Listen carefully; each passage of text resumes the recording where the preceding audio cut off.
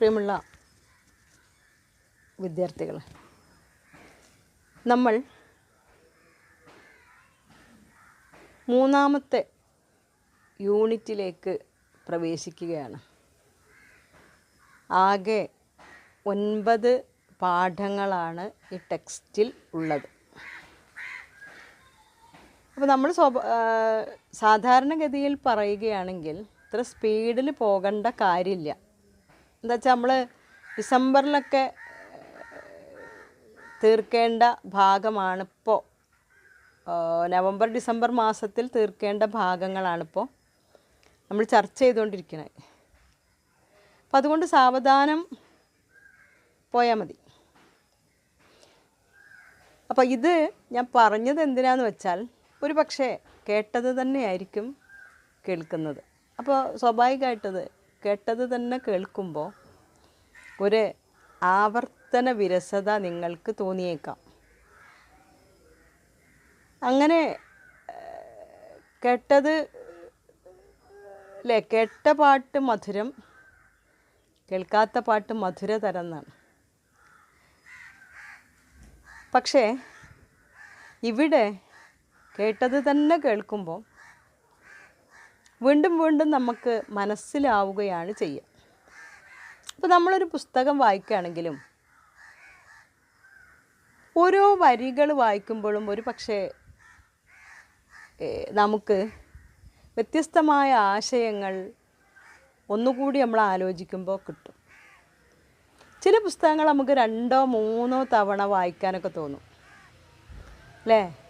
നിങ്ങളെ സംബന്ധിച്ച് ഒരു പക്ഷേ അത് നിരർത്ഥകമാകാം. കാരണം ഫോണിൽ എന്തെങ്കിലുമൊക്കെ കാണുക, എന്തെങ്കിലുമൊക്കെ കളിക്കുക, അങ്ങനെയുള്ള നിങ്ങളോട് ഒരു പക്ഷേ ഒരു പുസ്തകം വായിച്ചതിൻ്റെ ആസ്വാദനം ഞാൻ വിവരിക്കുന്നത് വെറുതെ ആണ് എന്നറിയാം.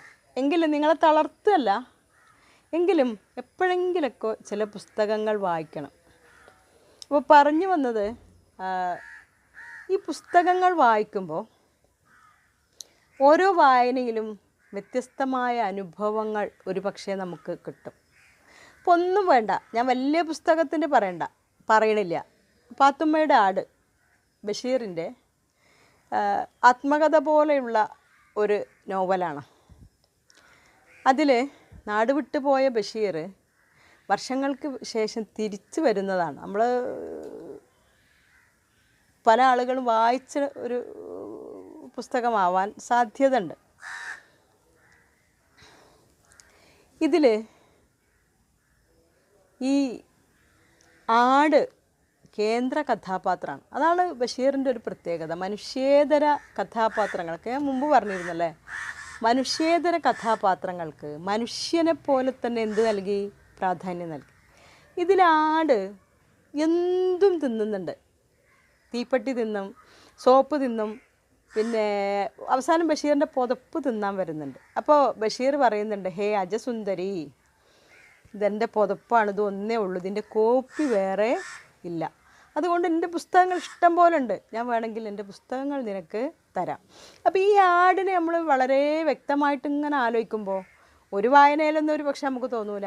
വീണ്ടും വീണ്ടും ആടിനെക്കുറിച്ച് നമ്മളിങ്ങനെ ചിന്തിച്ചാൽ നമുക്ക് തോന്നും, ദുരാഗ്രഹിയായ ഒരു മനുഷ്യൻ പോലെയാണോ ഈ ആട് അല്ലേ? നമ്മൾ ഊഹിച്ചെടുക്കുകയാണ്. നമ്മളോട് ബഷീർ പറയുന്നൊന്നുമില്ല കേട്ടോ, എത്ര കിട്ടിയാലും തികയാത്ത ഒരു മനുഷ്യൻ്റെ പ്രതീകമാണ് പാത്തുമ്മയുടെ ആടിലെ ആട് എന്ന് ബഷീർ നമ്മളോട് പറഞ്ഞിട്ടില്ല. പക്ഷെ നമുക്ക് തോന്നുകയാണെന്ത്, ഈ ആട് എപ്പോഴും രാവിലെ പാത്തുമ്മാൻ്റെ വീട്ടിൽ നിന്ന്, ഖദീജ പാത്തുമ്മയുടെ മകളാണ് അല്ലേ, പാത്തുമ്മ ആ വരവൊക്കെ ഭയങ്കര രസകരമായിട്ട് പാടത്തൂടെ വാല് പോലെ ബാക്കിൽ ഖദീജയും മുന്നിൽ പാത്തുമ്മയുമായിട്ട് വരും. അതിന് മുന്നേ എത്തിയിട്ടുണ്ടാവും ആട് രാവിലെ എന്ത് ചെയ്യും? മുറ്റത്തെ പ്ലാവിൽ മുഴുവനും തിന്നും. പിന്നെ കുട്ടികൾ ഉറങ്ങിക്കിടക്കുന്നുണ്ടാവും, അവരെ മേലിൽ കൂടെയൊക്കെ ചാടി ഓടി മറിഞ്ഞ് അടുക്കളയിൽ പോയി പഴയ കഞ്ഞിവെള്ളം ഉണ്ടാവും, അത് ഒക്കെ ചെയ്യുന്നുണ്ട് ആട്. അപ്പോൾ നമ്മളിങ്ങനെയൊക്കെ ചെയ്യുമ്പോൾ നമ്മൾ ചിന്തിക്കുകയാണെന്ത്, ഒരു പക്ഷേ ആട് എത്ര ഭക്ഷണം കഴിച്ചാലും മതി വരാത്ത ഈ ആട് ആധുനിക മനുഷ്യൻ്റെ പ്രതീകമല്ലേ? ഏത് ആധുനിക മനുഷ്യൻ്റെ? ദുരാഗ്രഹിയായ, അല്ല എത്ര കിട്ടിയാലും മതി വരാത്ത, കിട്ടും പണമെങ്കിൽ ഇപ്പോൾ മനുഷ്യർക്ക് ദുഷ്ടത കാട്ടുവാൻ ഒട്ടും മടിയില്ല എന്ന് കുഞ്ചൻ നമ്പ്യാർ പറഞ്ഞത് 8ാം ക്ലാസ്സിൽ നമ്മൾ പഠിച്ചാണ്. അപ്പോൾ ഇതേപോലുള്ളൊരു മനുഷ്യൻ്റെ പ്രതീകമാണ് ആട് എന്നൊരു പക്ഷേ നമുക്ക് എന്ത് ചെയ്യും, തോന്നിപ്പോവും അല്ലേ. ഇതിനാണ് നമ്മൾ ബിംബകൽപ്പന എന്ന് പറയുന്നത്. ഞാനൊരു ചോദ്യത്തിന് ഉത്തരമാണ് ഇപ്പോൾ നിങ്ങളെ പഠിപ്പിച്ചത്. അതായത് കഥയിൽ പറയുന്ന ഒരു കാര്യം നേരിട്ട് പറയാതെ ചില ബിംബങ്ങളിലൂടെ നമ്മളെ കവികളും കഥാകാരന്മാരും മനസ്സിലാക്കി തരുന്നതിനാണ് എന്ത് പറയുക, ബിംബകൽപ്പന എന്ന് പറയാം. ചില ചോദ്യങ്ങളിലൊക്കെ നമ്മൾ കണ്ടിട്ടുണ്ട് ഈ വരികളിൽ തെളിയുന്ന ബിംബകൽപ്പന എന്താണ് അല്ലേ. ഒരു പക്ഷേ നിങ്ങളത് ചിന്തിച്ചിട്ടേ ഉണ്ടാവില്ല. എല്ലാ പുസ്തകങ്ങളിലും ഇതാണ്, കഥ എങ്ങനെ പറയും, പക്ഷെ അതിൽ നിന്ന് നമ്മൾ വേറിട്ട് കാണേണ്ട ഒന്ന് ഉണ്ട്. ഇതൊക്കെ പറഞ്ഞു വന്നത് എന്തിനാ, ഇതൊക്കെ മുന്നേ പറഞ്ഞ കാര്യങ്ങൾ, ബിംബകൽപ്പന ഒന്നും മുന്നേ പറഞ്ഞിട്ടുണ്ടാവില്ല, പറഞ്ഞ കാര്യങ്ങൾ തന്നെയാണ്. അപ്പോൾ അതുകൊണ്ട് നിങ്ങൾ ഇതൊക്കെ ടീച്ചർ എന്താ എന്നും പറയുന്നതല്ലേ എന്ന് വിചാരിച്ച് ശ്രദ്ധിക്കാതിരിക്കരുത്, നന്നായി ശ്രദ്ധിക്കണം. എന്തെങ്കിലുമൊക്കെ ഇതിൽ നിന്ന് അല്ലേ വല്ലപ്പോഴും എന്തെങ്കിലുമൊക്കെ ജീവിതത്തിൽ പകർത്താൻ ശ്രമിക്കണം എന്നാണ് പറയുന്നത്. അപ്പോൾ അതൊക്കെ പോട്ടെ, അത് ബിംബകൽപ്പന എന്താണെന്ന് മനസ്സിലായി അല്ലേ. കവികളും കലാകാരന്മാരും കഥാകാരന്മാരും നേരിട്ട് നമ്മളോട് പറയാതെ നമ്മൾ അതിൽ നിന്ന് കണ്ടെത്തുന്ന വസ്തുതയാണെന്ത്, ബിംബകൽപ്പന. ബഷീറിൻ്റെ പാത്തുമ്മയുടെ ആടിനെ ദുരാഗ്രഹിയായ മനുഷ്യനെ പോലെ നമ്മൾ പറഞ്ഞത്, ബഷീർ ഒരിക്കലും പറയുന്നില്ല കേട്ടോ ആട് ദുരാഗ്രഹിയായ മനുഷ്യന് തുല്യമാണെന്ന്. ബഷീർ ഒരു ആടിനെ സൃഷ്ടിച്ചിട്ടേ ഉള്ളൂ. നമ്മൾ കണ്ടെത്തിയതാണെന്ത്, ഈ ആട് മനുഷ്യനെപ്പോൾ എത്ര കിട്ടിയാലും മതിയാവാത്ത മനുഷ്യനെ പോലെയാണല്ലോ എന്നത്. അപ്പം ഇതിനെയാണ് നമ്മൾ പറയുന്നത് എന്ത്, ബിംബകൽപ്പന. ഇനി വേറൊരു സംഗതിയും കൂടി ഉണ്ട്, എന്ത്, ധ്വനി അല്ലേ. ഈ വരികളിൽ ധ്വനിക്കുന്നത് എന്താണ്, നിങ്ങൾ കഴിഞ്ഞ 8ാം ക്ലാസ്സിലൊക്കെ പഠിച്ചിട്ടുണ്ടാവും. ഈ വരികളിൽ കാണുന്ന ധ്വനി എന്താണ് എന്ന് ചില ക്വസ്റ്റ്യൻ പേപ്പറിലൊക്കെ ആണ്. എന്താണ് ഈ ധ്വനി? നമ്മൾ അതിൻ്റെ ഇംഗ്ലീഷ് വാക്ക് പറയുമ്പോൾ നമ്മൾ എക്കോ എന്ന് പറയും, എവിടെന്നെങ്കിലും കേൾക്കുന്ന ശബ്ദം. അത് തന്നെയാണ് അതിൽ ധ്വനിക്കുന്നത് എന്താ അല്ലേ. അപ്പോൾ നമ്മൾ പറയേണ്ടത്, നിങ്ങൾ മുമ്പ് തിങ്കളും താരങ്ങളും തൂവള്ളിക്കതിർ ചിഹ്നം തുങ്കമാം വാനിൻ ചോട്ടിലാണെൻ്റെ വിദ്യാലയം എന്നൊരു കവിത പഠിച്ചിട്ടുണ്ട് അല്ലേ. അതിൽ കവി പറയുന്നുണ്ട്, ഇന്നലെ കണ്ണീർ വാർത്തു കരഞ്ഞീടിനാ വാനം ഇന്നിതാ ചിരിക്കുന്നു പാലൊളി ചിതറുന്നു. അപ്പം ഇന്നലെ കണ്ണീര് വാർത്ത് കരയുന്ന ആകാശം ഇന്ന് ചിരിക്കുകയാണ്. അപ്പോൾ ഇതിൽ നിന്ന് നമ്മൾ മനസ്സിലാക്കേണ്ടത് എന്താ, ആകാശത്തിൻ്റെ കണ്ണുനീരായിട്ട് കവി മഴയെയും ആകാശത്തിൻ്റെ സന്തോഷമായിട്ട് കവി വെയിലിനെയും കാണുന്നു എന്നാണ്. അപ്പോൾ അത് ഇടയ്ക്കിടയ്ക്ക് ഇങ്ങനെ മാറിക്കൊണ്ടിരിക്കുന്നു. ഇന്നലെ കണ്ണീർ വാർത്തു കരഞ്ഞീടിനാ വാനം ഇന്നിതാ ചിരിക്കുന്നു. ഇന്നലെ കരച്ചിലാണെങ്കിൽ ഇന്ന് ചിരിക്കാൻ അവസരമുണ്ട്, ഇന്ന് വെയിലാണ്, നല്ല ചിരിയാണ് വാനത്തിന്, സന്തോഷമാണ്. ഇന്നലെ കണ്ണീര് വാർത്ത് കരയുകയായിരുന്നു അല്ലേ. യഥാർത്ഥത്തിൽ ശരിയാണ്, ഇന്നിപ്പോൾ കുറച്ച് വെയിലുണ്ട്, ഇന്നലെ എന്തായിരുന്നു, ഭയങ്കര മഴയായിരുന്നല്ലേ, നല്ല രസകരമായൊരു മഴയായിരുന്നു ഇന്നലെ. അപ്പോൾ ഇതിൽ നിന്ന് കവി കാണുന്നത് എന്താ, ജീവിതവും ഇതുപോലെയാണ്. പക്ഷെ കവി നമ്മളോട് പറയുന്നില്ല, കവി ആകാശത്തിൻ്റെ കാര്യം മാത്രമാണ്. നമ്മൾ കണ്ടെത്തണത് ജീവിതം സുഖദുഃഖ സമ്മിശ്രമാണ്. ഇന്നലെ കരച്ചിലാണെങ്കിൽ നാളെ ഒരു പുഞ്ചിരിക്കാനൊരവസരം വരും എന്ന പ്രതീക്ഷയാണെന്ത്, ജീവിതം. അപ്പം ഇങ്ങനെയുള്ള സംഗതിക്കാണ് ധ്വനി. ഇതേപോലെ തന്നെയാണ് ബിംബകൽപ്പന പറയല്ലേ. ഇപ്പോൾ ഞാൻ വേറൊരു ഉദാഹരണം കൂടി പറയാം, നിങ്ങൾക്ക് കാര്യങ്ങൾ മനസ്സിലാവാൻ വേണ്ടിയിട്ടാട്ടോ. 3ാമത്തെ യൂണിറ്റാണ്, അതിൻ്റെ തുടക്കത്തിൽ കുറച്ച് കാര്യങ്ങൾ പറയുന്നു എന്ന് മാത്രം. അപ്പോൾ ഇരുട്ട്, നമ്മളെന്താ വാക്കർത്ഥം പറയാം, ഇരുട്ടിനെന്താ അർത്ഥം, വെളിച്ചമില്ലാത്ത അവസ്ഥ. അപ്പോൾ ഒരു വാക്യം ഇങ്ങനെയാണ്, അയാളുടെ മരണം അവളെ ഇരുട്ടിലാഴ്ത്തി. അയാളുടെ മരണം അവളെ ഇരുട്ടിലാക്കി. അയാളുടെ മരണം അവളെ ഇരുട്ടിലാഴ്ത്തി. അപ്പോൾ എന്താ, വെളിച്ചമില്ലാത്ത അവസ്ഥ ഉണ്ടാക്കിയെന്നാ. അവിടെ വാക്യത്തിന് അർത്ഥം എന്താ, ദുഃഖമാണല്ലേ അയാളുടെ മരണത്തോടു കൂടി അവളുടെ ജീവിതം എന്തായി? ദുഃഖത്തിലായി, പ്രയാസത്തിലായി. അത് നമ്മളോട് പറഞ്ഞോ? ഇല്ല. നമ്മളെങ്ങനെ മനസ്സിലാക്കി? ആ വാചകത്തിൽ നിന്ന് നമ്മൾ മനസ്സിലാക്കി അത് പ്രയാസമാണ് അതിൻ്റെ അർത്ഥം. അപ്പോൾ അതിനെയാണ് എന്ത് പറയുക? ധ്വനി. ഇരുട്ട് നിറഞ്ഞ ഒരു സമൂഹത്തിലേക്കാണ് അയാൾ ഇറങ്ങിച്ചെന്നത്. അവിടുത്തെ ഇരുട്ടെന്താ? അയാൾ അന്റാർട്ടിക്കയിൽ പോയിന്നാ? സൂര്യൻ ഉദിക്കാത്ത സ്ഥലത്ത് പോയിന്നാ? അല്ല. അയാൾ ഏതോ അജ്ഞത നിറഞ്ഞ സമൂഹത്തിലേക്കാണ്, എന്തൊക്കെയോ വിവരമില്ലായ്മയുള്ള ഒരു സമൂഹത്തിലേക്കാണ് അയാൾ ഇറങ്ങിച്ചെന്നത് എന്നാണ്. മനസ്സിലായല്ലോ? അപ്പോൾ നമ്മൾ ഇന്ന് പഠിച്ചത് ഒന്ന് ബിംബകൽപ്പന, മറ്റൊന്ന് ധ്വനി. ഇനിയിപ്പോൾ അതുമല്ല, മരുഭൂമിയിലെ യാത്ര അയാൾ ഇരുട്ട് നിറഞ്ഞതുപോലെ തോന്നി. എന്താണ്? മരുഭൂമിയിൽ അയാൾ ഒറ്റപ്പെടലാണ് പറഞ്ഞത്. അപ്പോൾ അജ്ഞത, ഒറ്റപ്പെടൽ, ദുഃഖം, ഇതിനൊക്കെ നമ്മൾ ഉപയോഗിച്ച വാക്കെന്താ? ഇരുട്ടാണ്. അത് നമ്മളോട് നേരിട്ട് പറഞ്ഞോ? ഇല്ല. നമ്മൾ അതിൽ നിന്ന് എന്ത് ചെയ്തു? കണ്ടെത്തി. അല്ലേ? ഇങ്ങനെ ഒന്നിൽ നിന്ന് ഒന്ന് കണ്ടെത്തുന്നതിനാണ് എന്ത് പറയുക? ധ്വനി എന്ന് പറയുക. മനസ്സിലായല്ലോ? ഒന്നിൽ നിന്ന് ഒന്ന് കണ്ടെത്തുന്നതിനാണ് ബിംബകൽപ്പന എന്ന് പറയും. രണ്ടും ഏകദേശം ഒരേപോലെ തന്നെയാണ്. അപ്പോൾ നിങ്ങൾ ക്വസ്റ്റ്യൻ പേപ്പറിലൊക്കെ ചിലപ്പോൾ ബിംബകൽപ്പന എഴുതുക, ധ്വനി എഴുതുക എന്നൊക്കെ കണ്ടത്. ഇപ്പോൾ ഏതാണ് ഈ ധ്വനി? നമ്മൾ കേട്ടിട്ടില്ലല്ലോ എന്ന് വിചാരിക്കരുത്. ഇത്തരം ചോദ്യങ്ങൾ എന്തു ചെയ്യും? പരീക്ഷയ്ക്ക് വരും. മനസ്സിലായല്ലോ? അപ്പോൾ ഇന്ന് രണ്ട് കാര്യങ്ങൾ പഠിച്ചു. ഒന്ന് ബിംബകൽപ്പന, മറ്റൊന്ന് ധ്വനി. മനസ്സിലായില്ലേ? ഞാൻ ഒരു കാര്യം കൂടി പറയാം, എന്നിട്ട് അടുത്ത പാഠത്തിലേക്ക് കടക്കാം. ഇനി നമ്മൾ പല ക്വസ്റ്റ്യൻ പേപ്പറുകളിലും നമ്മൾ കാണുന്ന ഒരു ചോദ്യമാണ് താളവ്യത്യാസം കണ്ടെത്തുക. മനസ്സിലായല്ലോ? താളം എന്ന് പറഞ്ഞാൽ ഒരു കവിത ചൊല്ലാൻ കഴിയുന്ന ഈണമാണ്. എല്ലാ കവിതയും ഒരേപോലെ ചൊല്ലാൻ കഴിയില്ല. എല്ലാ കവിതക്കും എന്തുണ്ട്? ചെറിയ ഈണങ്ങൾ ഉണ്ടാവും. അല്ലേ? ചിലത് വായിച്ചു പോകാനേ പറ്റുള്ളൂ, ചിലത് പാടാൻ നല്ല സുഖകരമായിട്ട് പാടാം. അപ്പോൾ സ്വാഭാവികമായിട്ട് നമ്മൾ ഈ കവികൾ എഴുതുന്ന മിക്ക കവിതകളിലും ഒന്നെങ്കിൽ 10 അക്ഷരം അല്ലെങ്കിൽ 12 അക്ഷരം ഒരു വരിയിലാണ് കേട്ടോ. ഒരു വരിയിൽ 10 അക്ഷരം, അടുത്ത വരിയിലും 10 അക്ഷരം, അല്ലേ? ചിലപ്പോൾ അടുത്ത വരിയിൽ 12 അക്ഷരം ഉണ്ടാവും. ഇങ്ങനെയുള്ള കവിതകളായിരിക്കും. അല്ലെങ്കിൽ ഒക്കെ കറക്റ്റ് ഇങ്ങനെ 12 അക്ഷരം. 12 അക്ഷരമാണ് നമ്മളെ കൃഷ്ണഗാഥയ്ക്ക് എല്ലാ വരിയിലും എന്താണ്? 12 13 അങ്ങനെ ചില്ലക്ഷരമൊന്നും അക്ഷരമായിട്ട് കൂട്ടൂല. അപ്പം ഇങ്ങനെയുള്ള ഒരേ ഈണത്തിൽ ചൊല്ലാൻ പറ്റിയ 10,000-20,000 വരികളടങ്ങിയ ഒരു മഹാകാവ്യമാണ് കൃഷ്ണഗാഥ. ആരെഴുതിയതാ? ചെറുശ്ശേരി എഴുതിയത്, അല്ലേ? അപ്പം നമ്മളിങ്ങനെ ഈണം കണ്ടെത്തലെങ്ങനെ? ഒരേ അക്ഷരങ്ങളുള്ള എല്ലാ കവിതകളും ഒരേ ഈണത്തിൽ ചൊല്ലാം. ഇപ്പോൾ ചില കവിതകൾക്ക് 14 അക്ഷരം ഉണ്ടാവും. 14 അക്ഷരമുള്ള എല്ലാ കവിതകളും ഒരേ ഈണത്തിൽ ചൊല്ലാം, ഒരു സംശയവുമില്ല. നിങ്ങൾ ചൊല്ലി നോക്കിയാൽ മതി. ഇപ്പോൾ രഘുപതി രാഘവ രാജാറാം കാക്കേ കാക്കേ കൂടെവിടെ, രണ്ടും ഒരേ. രഘുപതി രാഘവ രാജാറാം ഗുജറാത്തി ഭാഷയിലുള്ള ഒരു കവിതയാണ്. കേട്ടിട്ടുണ്ടാവും, ഗാന്ധിജിയുടെ ഏറ്റവും പ്രിയപ്പെട്ട കവിത, അല്ലേ? ഈശ്വരി അള്ളാ.